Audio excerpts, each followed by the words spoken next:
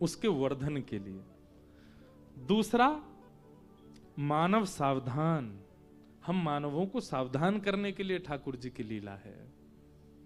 और तीसरा, रसिक आनंद, रसिक जनों को आनंद देने के लिए ठाकुर जी की लीला है। प्रभु श्री राम भी अपनी अंतरंग लीलाओं में ऐसी कई लीला करते हैं जिसको सुन करके रसिक जन आनंदित होते हैं। हनुमान जी जब तक सूर्य उदय है तब तक तो अपने रूप में रहते हैं, पर जैसे सूर्यास्त होता है, राम जी जैसे कनक भवन में जले जाते हैं, राम जी भी चारुलता नाम की सखी बन के भीतर जाते हैं। फिर वहां एक अलग रसिकों के भाव प्रकट होते हैं। वो रसिकों की चर्चा सबके मध्य कहने की नहीं है, उसके लिए रसिक स्थिति होनी चाहिए। वहां परस्पर प्रीति प्रेम के भाव प्रकट होते हैं ठाकुर जी के। तो भगवान का अवतार का श्रेय किसको जाता है, जो पहला प्रश्न है। पहला श्रेय प्रेम को जाता है, दूसरा श्रेय हम मानवों को जाता है, और तीसरा श्रेय रसिकों को जाता है। राक्षसों का तो नाम ही नहीं है यहां पर, उनके लिए नहीं आए हैं ठाकुर जी।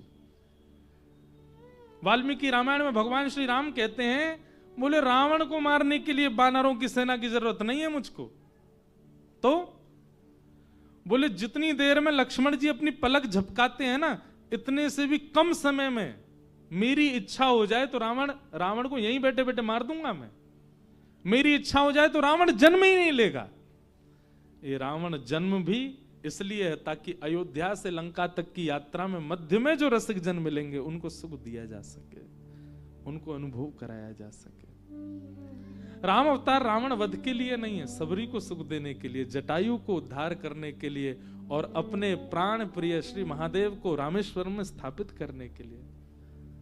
लिंग थाप विधिवत करी पूजा, शिव समान मोहे प्रिय नहीं दूजा। रावण के लिए जाएंगे भगवान, रावण के लिए करेंगे ये सब नहीं, ये सब प्रेम प्रकट के लिए। किम श्रेय, ठाकुर जी का श्रेय वैष्णवों को जाता है, रसिकों को जाता है। दूसरा प्रश्न, शास्त्र सारह का, इतने शास्त्र, इनका सार क्या है। समस्त शास्त्रों का सार वेद व्यास जी ने दो बताए हैं।